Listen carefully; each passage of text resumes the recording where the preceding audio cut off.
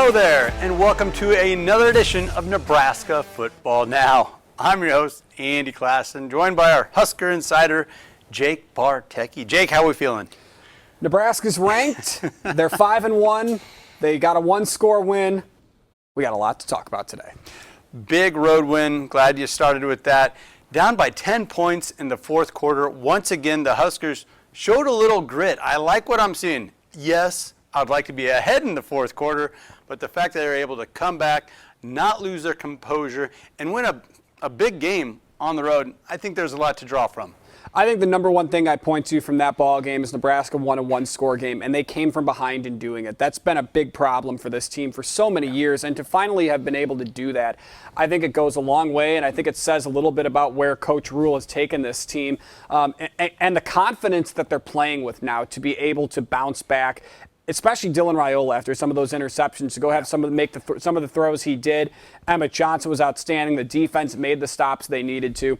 Good win for Nebraska. It wasn't pretty. There's things to work on, but those are the kind of games Matt Rhule likes to coach. Let's expand on that offensive performance right now because there's a lot to draw from that as well. Over 450 total yards. It wasn't Dylan's best game. No. But I heard some pundits during a pregame showing it might have been our Doug Duda out there on ESPN Tri-Cities talking about if Emmett Johnson gets 20 carries, we get that road win. 21 carries, 160 some odd yards, stellar performance, and oh, by the way, Nebraska got the win. Yeah, he had an awesome game, a career high for him in terms of rushing yards, and he got a big touchdown. And that 50-yard run on the second-to-last drive was enormous for Nebraska. That got the bench into it. I think that wore out Maryland's defense. I think it demoralized them a little bit. Emmett Johnson is playing like one of the best running backs in the country, and that's because he is right now. I mean, he's 8th in total touchdowns on the season. He's 2nd in rushing yards in the Big Ten. The one thing I think people were worried about with Emmett Johnson coming into the season was, is he going to be able to handle that much of a workload? And the answer so far has been yes. I think Nebraska would love to have a secondary option at running back, but Emmett Johnson single-handedly is carrying that running game. And I want to say, along with Dylan Raiola, those two are single-handedly winning Nebraska football games. This game means so much to every single one of those players, but maybe no one more so than Emmett Johnson and his homecoming back to Minnesota. Let's hear from the young man right now. You know, being born and raised in Minneapolis, Minnesota, it's going to be extremely fun to have a lot of family come watch, you know, people that don't usually get the chance to come out here. So it's going to be really exciting. Okay. Yeah, there's a lot on the line for the whole team, the coaching staff, but there's a little chip on the shoulder if I'm listening to Mr. Johnson here. I think there's a chip on his shoulder, but I think he did a really nice job of not giving any bulletin board material there in his answer. So this means a lot to him. I think it means a lot to any player when they go back to their home state. I mean, it means a lot to me just to go home to visit my family in Chicago, right? But to play in a game in front of your family, in front of your friends, in front of your former coaches. You know, watching Monday Night Football the other night, Caleb Williams, Bears quarterback, went back to the DMV, went back to D.C., and played in front of his head football coach. And the broadcasters were talking about how cool that would be for a coach to see one of your former players become a first-round pick, number one pick, to play in front of him. I think it's going to be a lot of that same type of deal this weekend. And I'm excited for Emmett Johnson. I'm excited to see what he can do because I think he's going to be on his A game. I think he's going to be on his A game as well. Let's shift gears and talk a little bit more about this defensive performance. Wasn't always pretty, kind of like the offense, but in the fourth quarter, big plays, third downs, they re-established that line of scrimmage. The D-line made some huge plays. Mr. Nawari, once a game, answered the bell. Yeah, you know, the interesting thing about Williams-Nwaneri, and John Butler discussed this a little bit, is he had 8 quarterback pressures, but he really didn't get the quarterback down. One thing that John Butler said this week that really was fascinating to me is he wants at least 5 hits on the quarterback every single game. Nebraska had 1 against Maryland, and I think it was the one that Williams-Nwaneri had Malik Washington wrapped up in the backfield, and he escaped. So the interesting thing to me with that is Nebraska wants to bring more pressure, but they've got to calculate that risk too, because you sell out for the blitz, you're putting a lot of pressure on that secondary that's been so good. You know, still one of the top secondaries in the nation. Did they have their best game? No. But I think Nebraska, with bringing more pressure at the quarterback, it's going to help everything in itself. So the 5 quarterback hits, though, I don't know about you. I mean, that seems like a high number in terms of the Big Ten. It is, but we've seen some very athletic, mobile quarterbacks, and we just haven't been able to get home. There's been a clear message set from this defensive coaching staff. Hey, this guy that we're going to face is a redshirt freshman, another freshman we're going up against, and he might not be as mobile as some of the guys we've already seen this season. Let's get after it. Let's take this game on the road where, let's be honest, Nebraska over the last 4 or 5 years, they've had their issues up in Minneapolis. Yeah, no, they haven't been good in Minneapolis. You're absolutely right. You hit the nail on the head. They've struggled there. PJ Fleck is 6-1 against Nebraska in his career, but I think this is probably, I don't want to say the worst team that Minnesota team that Nebraska's faced, but I think in terms of Nebraska's skill positions against Minnesota's skill positions, I think this could be the best matchup for Nebraska as well. So we'll see. I mean, I'm talking, of course, Minnesota offense to Nebraska's defense. Nothing surprises me necessarily about their run game. I don't worry about that. I think the big thing for Nebraska is, are they going to allow the big play? Are they going to have a defensive breakdown and allow a big pass down the field? If they don't, I think Nebraska's got a great chance to really play a strong defensive game. The other thing that could play into your hand when you have that advantage is you don't want to have a special teams miscue. And that, to me, also shout out to Kenneth Williams. That was awesome, the post-game scholarship. You can't have a special teams blunder and give them a short field. So those kind of things are the things the defense will have to watch for. But I think if they stick to the game plan they've been doing, I think they've got a good matchup this weekend. You mentioned Mr. Williams there with a huge return for a touchdown on special teams, and then he's greeted by our AD awarding him a scholarship. I think that speaks to where college football is at right now. Yeah. You make plays, you get paid. You get scholarships. Right, and they adjusted the rules with scholarships too, so it allows college football to kind of have those moments. I think the NCAA, for good reasons or not, gets a little bit of heat for the way they handle things with scholarships, but those kind of moments, you just can't make them up. And I think it meant a lot to Kenneth Williams, and I don't think he was expecting it. So awesome moment in the Husker locker room.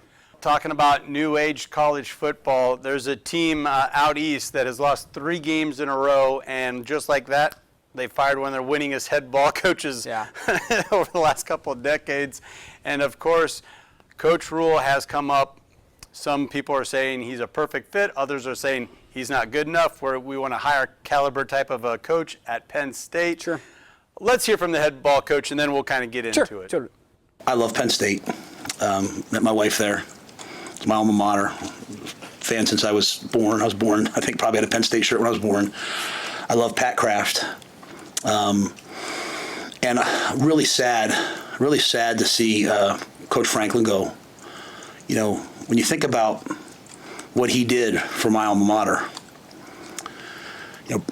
the program was in peril, right? I mean, the players, if people remember, like the historic sanctions, you could transfer out, you could do whatever you want. Bill O'Brien comes in, stabilizes it for 2 years.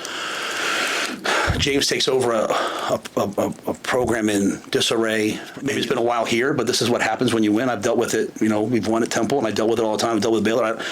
I'm not going to talk about those things ever. I'm not going to talk about my contract here. I'm going to talk about the team. But I absolutely love it here, and I want us to continue to take the steps needed for us to turn this thing into a beast.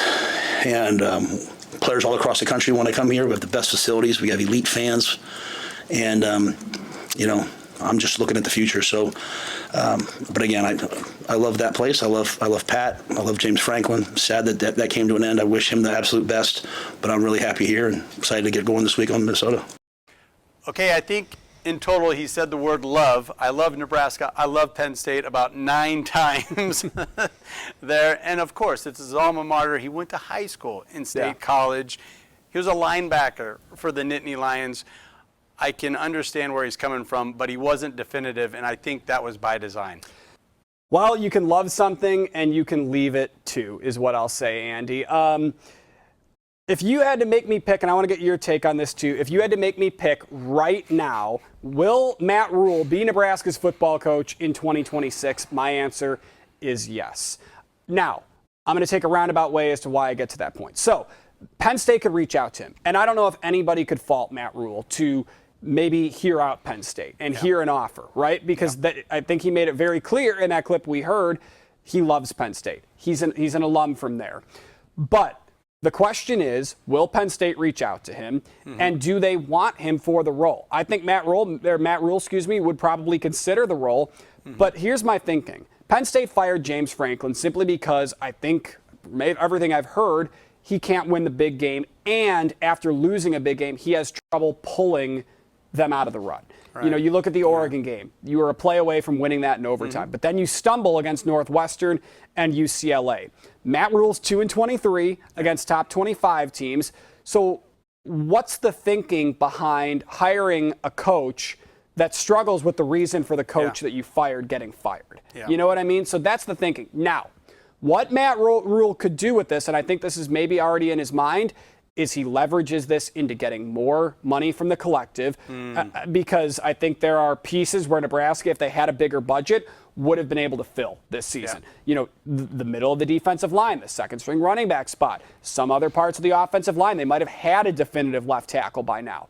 So that's kind of where I lie. Yeah. I think Matt Rhule, I think Penn State is going to take a bigger swing at a bigger coach. Yeah. And I think Matt Rhule, for what it's worth, really likes Nebraska enough to want to stay. But I think if they come to him, he's going to hear him out at least. No doubt, and he'd be reunited with his athletic director that he started with in Temple. So there's a lot of crossover there that makes a lot of sense.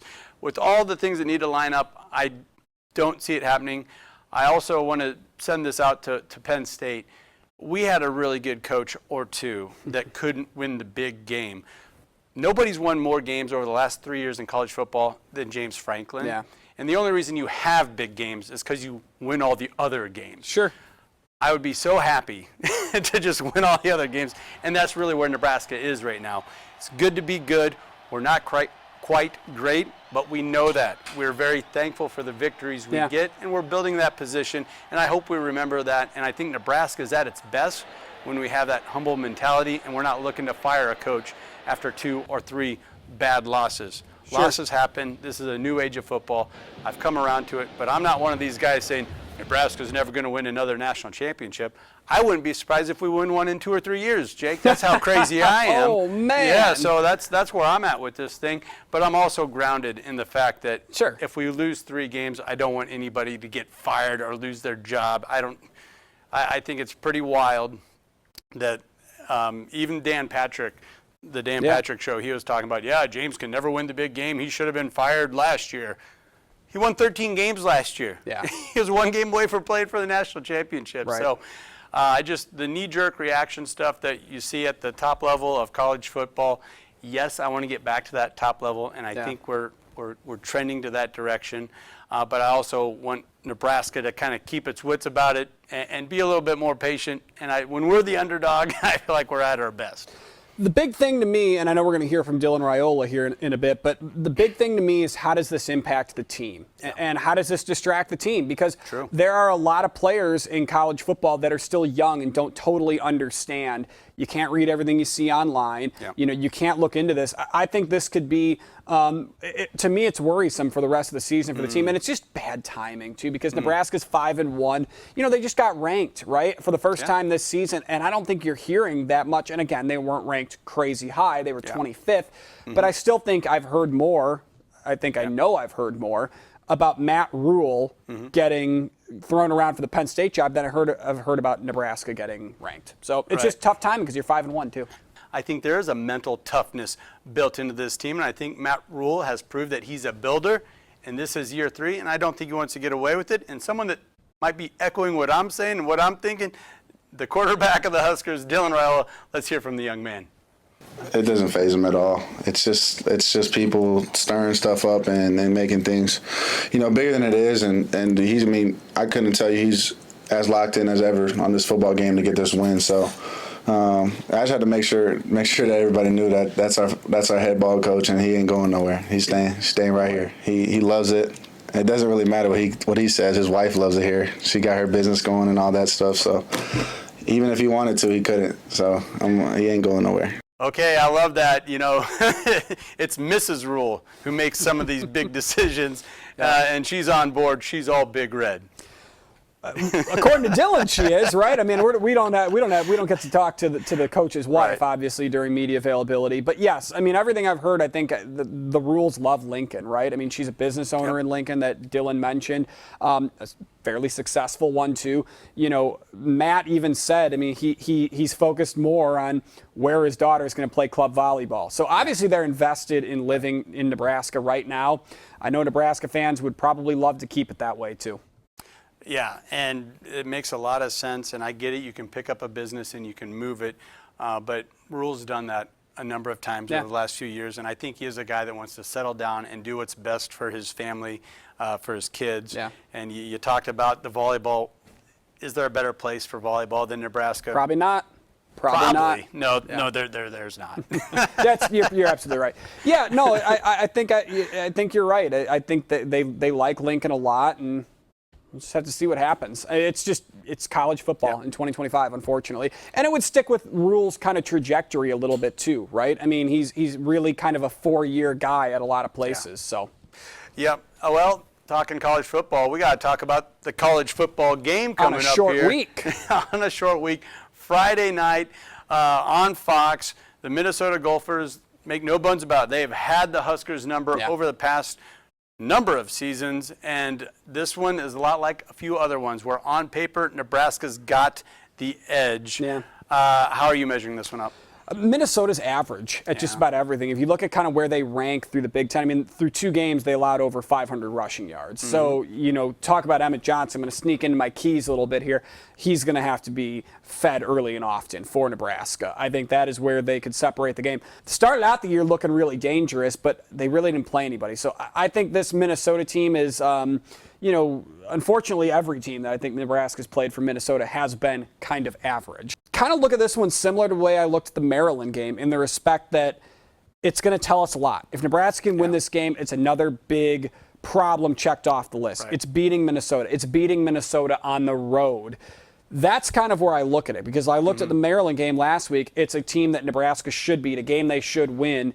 Will they do it? They did, and they did it in a 1-score game fashion. So very similar measuring stick to the game last week with the Terps. And it is on Friday night, so it's not an early kickoff on Friday or anything like that. So that could work in, you know, the benefit of the Huskers. They're going to get up there a day early, a little bus trip. So I do think obviously they're going to have to, you know, buckle up their chin straps, but I do think they have the edge. Speaking of that edge or what has to happen, what are the bar keys to pull off this victory? Yeah, so number one for me is stay in the moment. I mean, you talked about being a Friday night game. That's a short week, but I also think, you know, Minnesota's fans are going to be charged up for this one. That's one thing that Matt Rhule talked about when he went there in 2023. He was not expecting the atmosphere of the gold out. Yeah. They should be expecting it now. They know what they've gotten themselves into. And I don't know if it's going to be worse than that, but stay in the moment. You are the better team. I think you've got the better players on your sideline. Focus on and doing your job, and you'll be fine. Second off is feed Emmett Johnson early and often. Second best running back in the Big Ten, might be the best running back in the Big Ten, on pace for 1,300 yards this season against a Minnesota rushing defense that's shown a lot of problems as of late.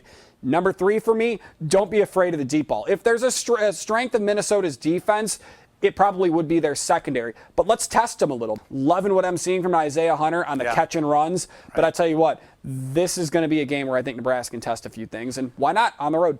Hey, and Isaiah Hunter is a guy that kind of gets lost in some of the conversation. 5 receptions, 125 yards last week, 2 touchdowns. Yeah, you got some weapons at your disposal. Go ahead and use them. Let's get that prediction. I am going to take Nebraska. I am going to go 31-23. I think, you know, I'm saying 2 touchdowns and a few field goals for Minnesota. I think they'll drive down into the red zone, but I think there's going to be a lot of bend, don't break for Nebraska in this one.